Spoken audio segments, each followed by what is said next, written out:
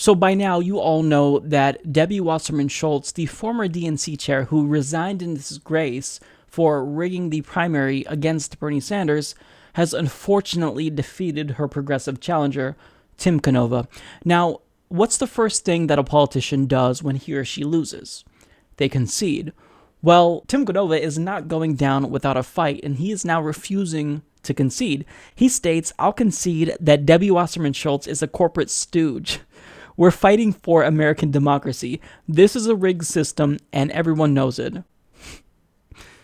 Yep, can't argue with that. The reason why Tim Canova is refusing to concede is because, just like the Democratic primary, this one was rigged. So according to US Uncut, Canova spokesman Marzia Passarella confirmed that Canova has refused to concede, saying there is an investigation ongoing of apparent voting irregularities, including possible fraud. Now, we don't necessarily know what occurred specifically. At this point, all we know is that Debbie Wasserman Schultz has received almost 7,000 more votes than Tim Canova, but we don't know how many precincts were affected by this possible fraud.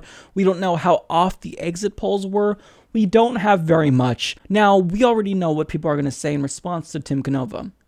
Dude, put away your tinfoil hat. You can't keep using election fraud as a defense when progressives lose.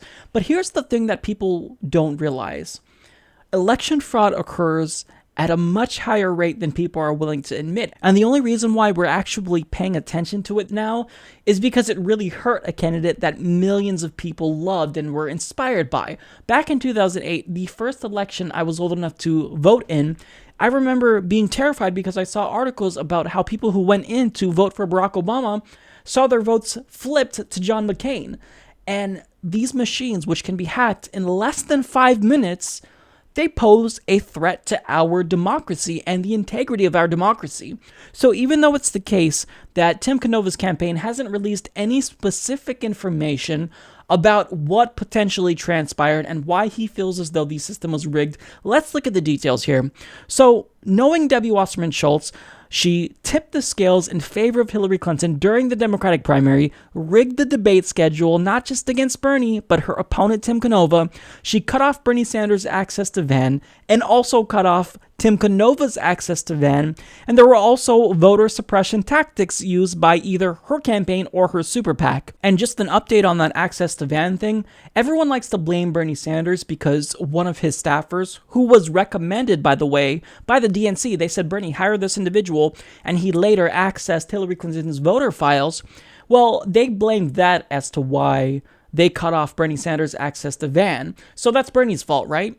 So what happened to Tim Canova? Did he have a staffer that accessed Debbie Wasserman Schultz's voter files?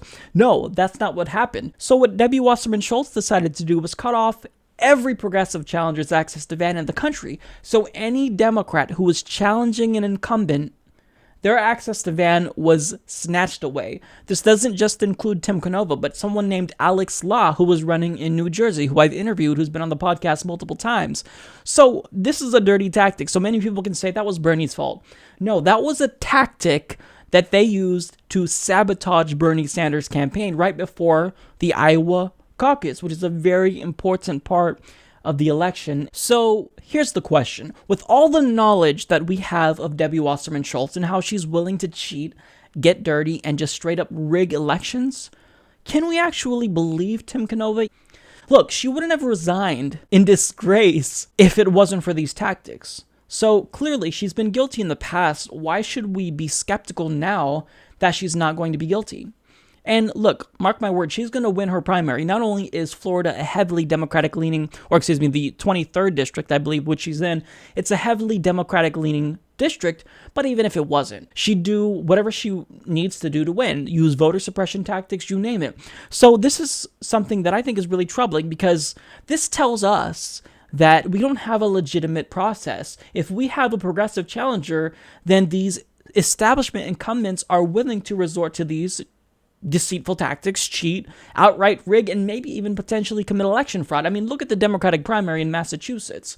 We have Bill Clinton, who is someone who was a former president, commit election fraud. He's on video committing election fraud, where he literally walked into a polling booth and told people to, quote, pull the lever for Hillary Clinton.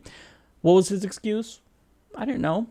Right? A former president didn't know about laws that are supposed to prevent candidates from trying to use these tactics, which is often seen as intimidation, which they're not supposed to do at the polling stations. That's what you see in authoritarian regimes. So this honestly is troubling. So I will definitely keep you guys updated, because if it is the case that Debbie Wasserman Schultz did actually rig the primary against Tim Canova, well, then we've got to make some noise. We've got to demand that she steps down, because this is unacceptable. These incumbent establishment Democrats cannot continue to resort to these dirty tactics, because they're undermining our democracy.